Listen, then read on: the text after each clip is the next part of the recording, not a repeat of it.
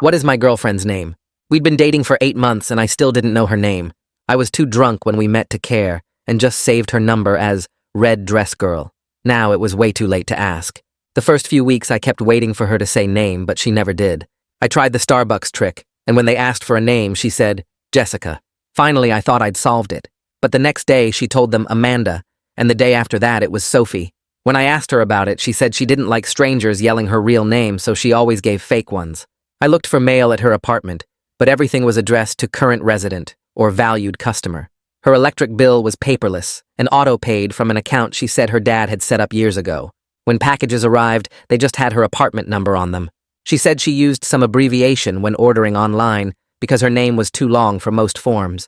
Her friends all called her different things like babe and honey and girl, like everyone was in on some conspiracy. When I asked one friend what my girlfriend's actual name was, she laughed and said, "You're so funny," and changed the subject. I started to wonder if the friend even knew. Something cold settled in my stomach at that thought. I tried to get her driver's license when we went to a bar, but she said she didn't have one because she grew up in New York where nobody drives. She showed the bouncer something on her phone that he accepted, but when I asked to see it, she said the battery had just died. We went to 5 different bars over the next month, and she never once showed physical ID. I suggested we take a trip somewhere tropical so she'd need a passport. She got excited and started planning, but then said her passport had expired and the renewal process was backed up for months. When I offered to help with the paperwork, she said her birth certificate was at her parents' house in another state, and they were traveling in Europe so she couldn't get it. At restaurants, I'd make reservations under my name, then pretend I forgot, and ask her to check if she had one. She'd just tell them we were looking for a table for 2, and they'd seat us anyway. When hosts asked for her name, she'd point at something on the menu and start asking questions until they got distracted. It was almost like she'd practiced it. I tried getting romantic and asking what her grandmother called her as a child. She said she'd had so many nicknames she couldn't remember them all. When I asked what teachers called her in school, she said she'd been homeschooled, and her mom just called her sweetheart. Every story somehow avoided her actual name. Her credit cards just said valued member, which she claimed was a privacy thing her bank offered. Her gym membership was under some corporate account from an old job. Her laptop had no name on the user account, just a smiley face emoji. Even her Netflix profile just said me, and when I asked about it, she said she thought it was funny. I looked through her yearbooks when she was in the shower, but her pictures had been cut out of every single one. She said her ex had done it in a jealous rage years ago. The one photo that remained showed her, but the name underneath had been covered with whiteout.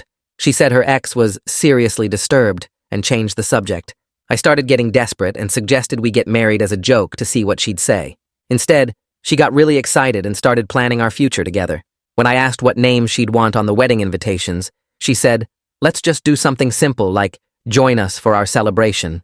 I found her college diploma in a drawer, but the name section was water damaged and completely illegible. She said a pipe had burst in her first apartment and destroyed a bunch of important documents.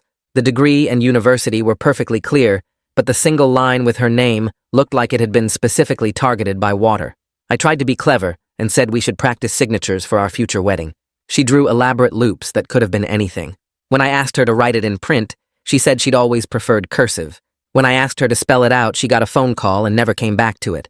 At this point, I'd started to wonder if maybe she was in witness protection or hiding from someone, but she posted on social media constantly and had hundreds of friends and lived a completely normal life. She just somehow never said or wrote her actual name.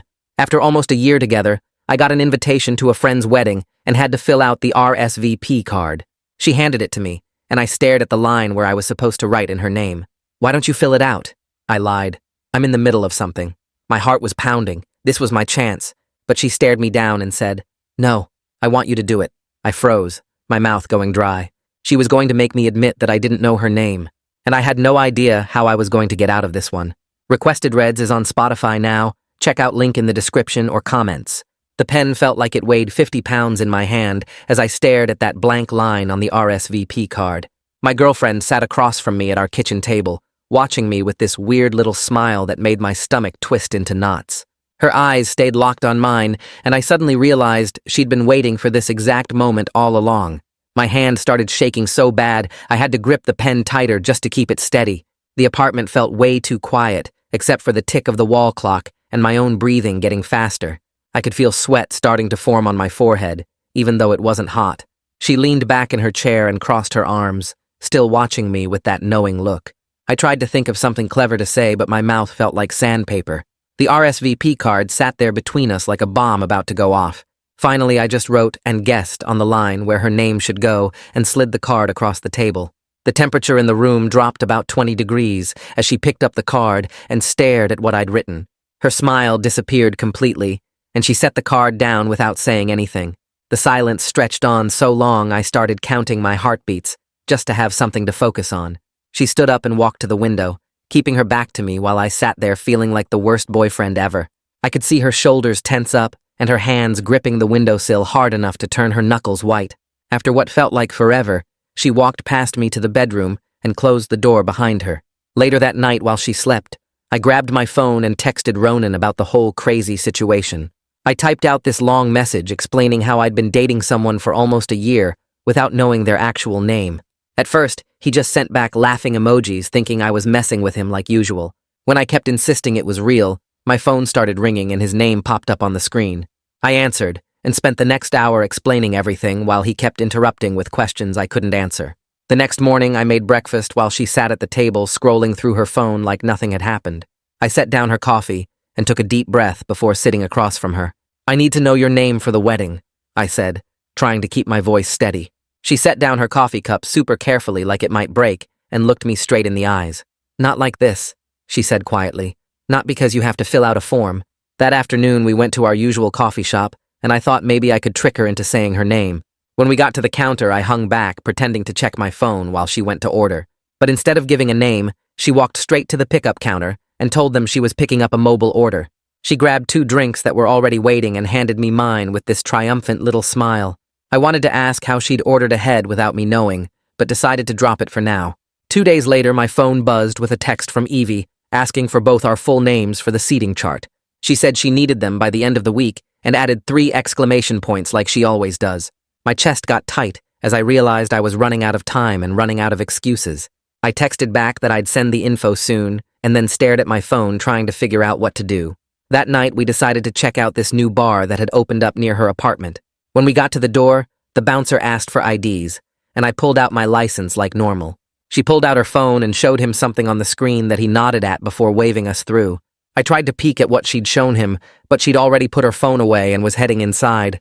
The whole thing took maybe 5 seconds, but left me even more confused about how she kept pulling this off.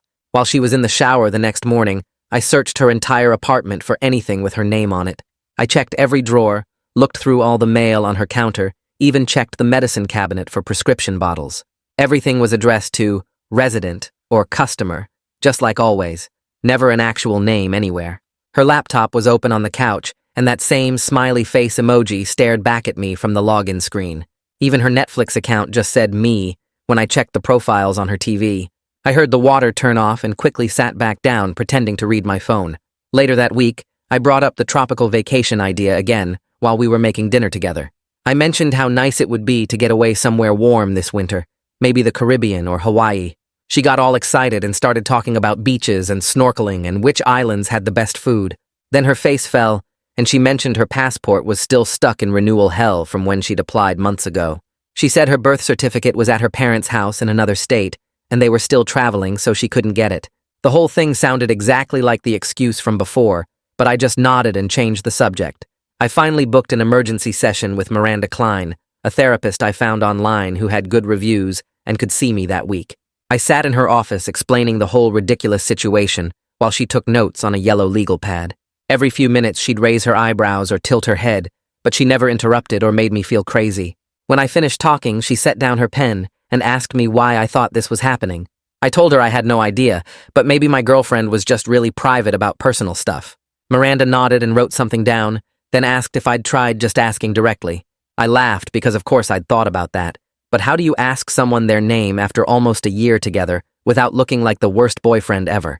She suggested maybe there was a way to be honest about the situation without making it accusatory. That evening, after we'd ordered takeout and were eating on her couch, I decided to try Miranda's advice. I put down my chopsticks and told her how not knowing her name made me feel like I wasn't really part of her life. She stopped eating and looked at me for a long time before reaching over to hold my hand. "There are things about my past that make this complicated," she said softly. I squeezed her hand and suggested a compromise. "If we're going to this wedding together, I need you to tell me privately, just between us." She pulled her hand back and looked away, and I could see her wrestling with something heavy in her mind. After what felt like forever, she said she could give me a nickname to use for the wedding, something that would sound like it could be short for a real name, but she still wouldn't tell me what it actually stood for. My chest got tight with frustration, because this felt like more games when I was trying to have a real conversation about something important. She suggested M, which could be short for Emma or Emily or a dozen other names. I nodded, but felt this resentment building up inside me. The next day, while she was at work, I spent hours going through every social media account I could find for her. Instagram was just her handle at CityGirl2019 with no real name anywhere. Her Facebook was completely locked down with privacy settings tighter than anyone I'd ever seen. Twitter was the same story with just a username and no personal info visible. Even her LinkedIn, which usually has real names, just showed her initials and current job title. Everything was handle-based with that same careful digital anonymity she'd perfected over who knows how many years. That weekend, Jules and Carrie came over for dinner at her place. While we were eating, I tried to casually bring up college memories, hoping they'd mention what they called her back then. Jules started telling this story about their sophomore year, but when I asked what nickname everyone used for my girlfriend back then, she smoothly switched to talking about their spring break trip to Cancun.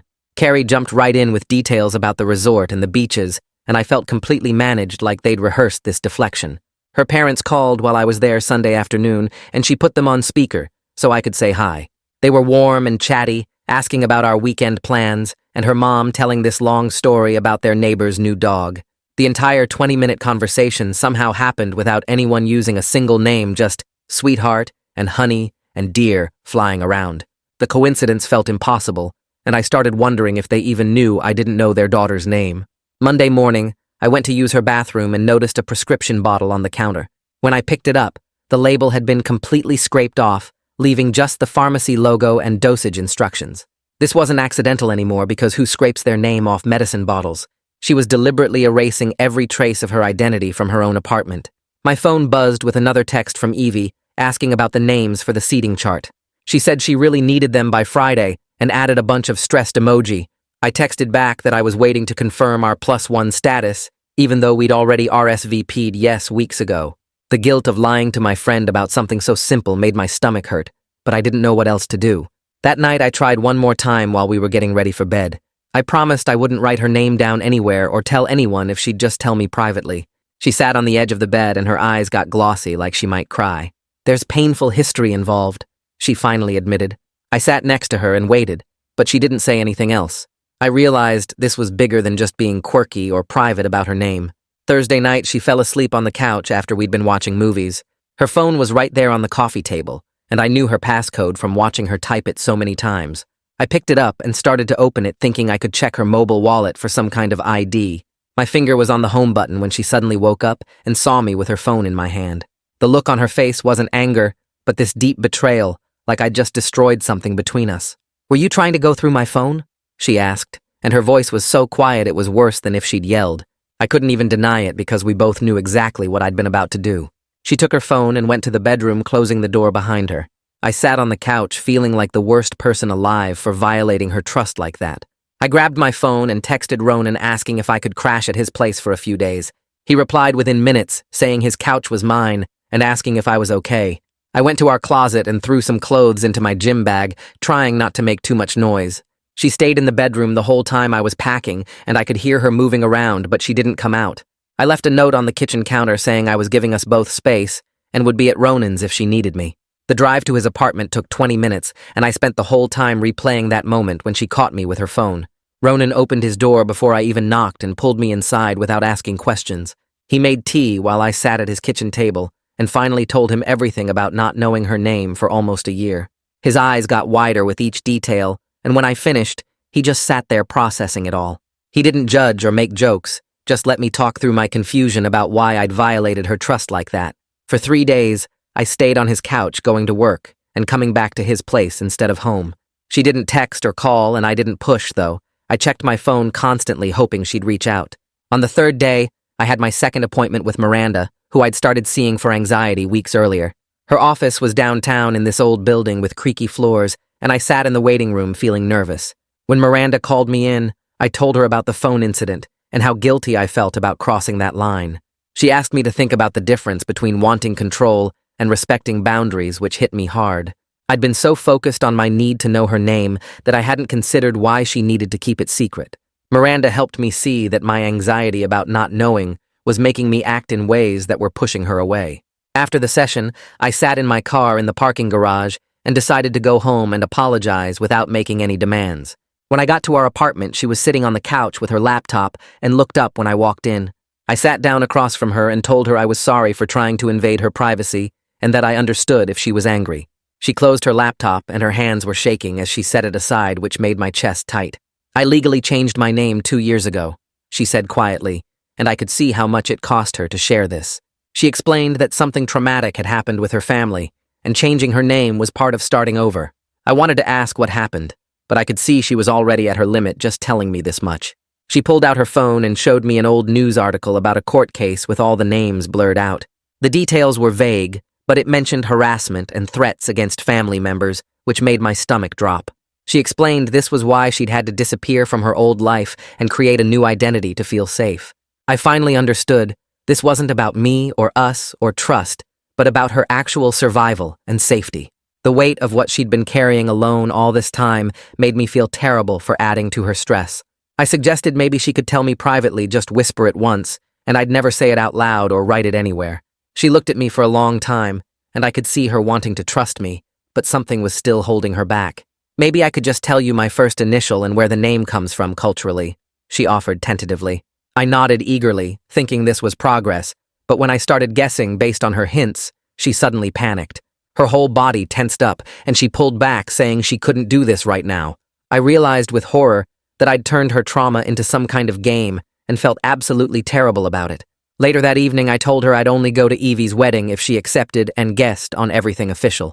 If not, I'd make up an excuse about why we couldn't attend, even though Evie was one of my closest work friends. She looked genuinely surprised that I was prioritizing her comfort over my social obligation to be at this wedding. The next morning, I called Tony directly since he was handling all the RSVP stuff for him and Evie. I explained we needed generic place cards for privacy reasons and offered to help with other wedding tasks in exchange. He sounded confused and asked a bunch of questions, but eventually agreed because he trusted me, even if he didn't understand. Then he mentioned that since I was asking for special accommodation, maybe I could help coordinate the catering logistics for the reception. I agreed immediately, just relieved to have found a solution that would work for everyone involved in this situation. Over the next few days, my girlfriend watched how I handled everything without pressuring her for more information about her past. She seemed to relax a bit, and one night while we were cooking dinner, she said she was making a plan. She wanted to tell me on her own terms, but needed a few more days to prepare herself emotionally for it. I told her to take all the time she needed, and that I'd wait as long as it took for her to feel ready. 6 days went by, and each one felt longer than the last, as I watched her work through whatever she needed to process. She texted me to come over that night, and when I got there, all the lights were off except for one candle on the coffee table. She took my hands and pulled me down next to her on the couch, and I could feel her shaking even though the room was warm. She leaned close to my ear and whispered something so quiet I almost missed it. 3 syllables that sounded foreign and beautiful, and nothing like any name I'd ever heard. My chest got tight with this mix of relief that I finally knew and sadness for whatever made her guard it so carefully. She made me promise never to say it out loud in public, or write it down anywhere, or tell anyone else no matter what. I nodded and held her hand tighter, and we sat there in the dark for a long time without saying anything else.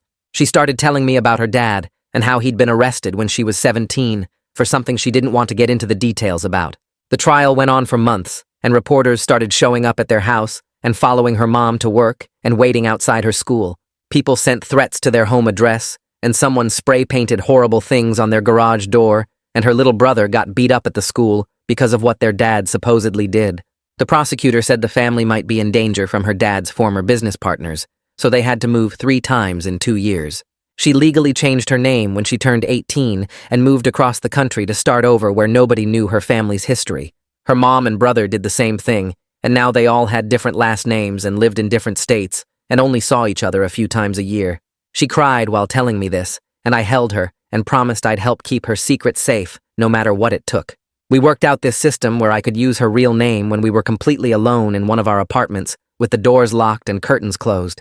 Everywhere else, I'd stick to pet names or just get her attention without using any name at all. Having these clear rules made us both feel better and somehow closer, even though the whole thing was strange. I went through my phone that night and deleted every screenshot I'd taken of her documents and every note I'd made trying to figure out her identity. My laptop had a whole folder of research I'd been doing, and I wiped it all clean without even looking at it again. Letting go of that need to investigate felt like putting down something heavy I'd been carrying around for months without realizing how much it weighed. The next week, she had a doctor's appointment and asked if I wanted to come with her. At the check-in desk, she gave her legal name to the receptionist, and I just sat there reading a magazine without reacting or commenting on finally hearing it said out loud. In the elevator afterward, she squeezed my hand and thanked me for not making it weird or acting like it was some big moment. I called Evie that afternoon to confirm our place cards would just say guest, and she said that was fine since I'd been helping coordinate all the vendor payments and pickup times. The whole wedding stress that had been building up just disappeared, and we could actually look forward to going and celebrating with everyone. The day of the wedding was perfect weather, and we got dressed up and drove out to the venue feeling relaxed for the first time in weeks. During cocktail hour, I was talking to some work people when someone asked about my girlfriend, and I almost said her name without thinking. I caught myself at the last second and smoothly switched to calling her my partner and pointing across the room where she was chatting with Evie. She must have noticed because she gave me this small, grateful smile that made my chest warm. The reception was beautiful, and after dinner we stepped outside to get some air away from the loud music. She told me how safe I'd made her feel all day by keeping our agreement and not treating her differently, even though I knew her secret now. We found a quiet spot on the patio and slow danced to the muffled music coming through the windows, feeling closer than we'd ever been, despite how weird our situation was. The week after the wedding, I called Evie privately to apologize for being difficult about the seating chart stuff. She laughed and said she was just happy we could make it, and that I seemed more relaxed than I had in months, which was true. She mentioned how nice it was to finally meet my girlfriend properly, and how good we looked together, which made me smile. My next therapy appointment with Miranda was 3 days later, and I spent most of the session talking about my pattern of crossing boundaries when I got anxious. I told her about the phone snooping incident, and how terrible I'd felt when I saw the betrayal on my girlfriend's face. Miranda helped me understand that love doesn't mean knowing everything about someone, and that respecting privacy is actually a form of intimacy. She gave me homework to practice sitting with uncertainty without trying to control or investigate my way out of it. I committed to working on this long term because I could see how my need for control had almost ruined the best relationship I'd ever had. That night at her apartment, she pulled out a shoebox from under her bed and showed me the yearbook pages her ex had torn out. The edges were ragged where he'd ripped them, and some had burn marks on them. She explained how he'd shown up at her apartment after she'd broken up with him and destroyed everything with her name on it. He'd poured water on her diploma and scratched her name off every photo he could find. The police had gotten involved, but he'd kept finding ways to contact her through fake social media accounts. She'd changed her phone number 3 times and moved twice before finally deciding to just erase her name completely. Her hands shook as she put the box away, and I understood this wasn't just quirky privacy stuff, but actual survival. We sat on her couch for a long time and agreed to pump the brakes on all the marriage talk we'd been throwing around. The pressure that had been building up between us just melted away, and we could breathe again. She ordered Thai food using her usual fake name, and we watched movies without any weird tension for the first time in weeks. 2 weeks later, Ronan invited us to dinner at his place, and I introduced her as my love, without using any name at all. He didn't ask questions or make it weird, and just welcomed her with his usual warmth. She actually laughed at his stupid jokes and helped him cook while I set the table. After we left, she squeezed my hand in the car and thanked me for not telling him about her situation. I noticed she'd started changing some of her online accounts to just use initials instead of the fake names. Her Instagram changed from some random handle to just KM, which felt like progress even if I didn't know what the letters stood for. She updated her food delivery apps too and started using just K when ordering coffee. Each tiny step felt huge considering where we'd started from. 3 months passed, and we got invited to this house party where everyone had these ridiculous nicknames anyway. People were calling each other Shark and Beans and Princess, so we fit right in without any questions. She was loose and fun in a way I hadn't seen since before the wedding drama started. We played beer pong and she trash-talked the other team while everyone called her babe, and it felt completely normal. The next morning over breakfast, I told her straight up that if the secrecy started spreading to other parts of our life, we'd need to stop and figure things out. She nodded and said she understood and actually appreciated having clear lines about what was okay and what wasn't. We wrote down some basic rules about what situations needed real names and which ones didn't. Her parents called on video chat a few weeks later, and this time she introduced me by my actual name while they called her sweetheart, like always. Her mom asked about our plans for the holidays, and we made normal conversation without any of the weird, careful dancing around words. They seemed happy she was dating someone stable, and I realized they probably didn't even know I'd been struggling with the name thing. A new wedding invitation showed up in my mail the next month for another college friend getting married. I grabbed a pen and wrote "plus guest" on the RSVP card without even thinking about it. She saw me do it from across the room and smiled but didn't say anything. I mailed it the next day and didn't feel any resentment or frustration about the situation. The whole thing had shifted from this huge mystery I needed to solve to just how we did things as a couple. We went shopping for wedding clothes, and she paid with her anonymous credit card while I handled the stuff that needed names. At the store, she tried on dresses, and the saleswoman kept calling her Han, which worked perfectly. We found her a green dress that looked amazing and bought it without anyone needing to know who she was. The wedding was at this vineyard 2 hours away, and we drove up early to help set things up. I introduced her to people as my girlfriend, and everyone just rolled with it like it was totally normal.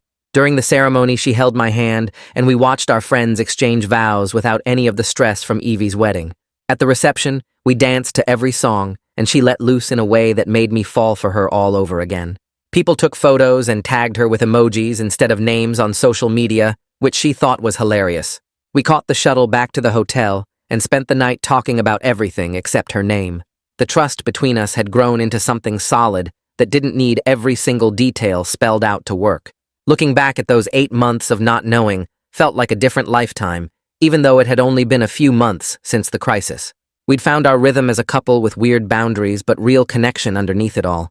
Feels like we just chatted on the couch. I'm grabbing a snack and hitting record again. Come back for the next round.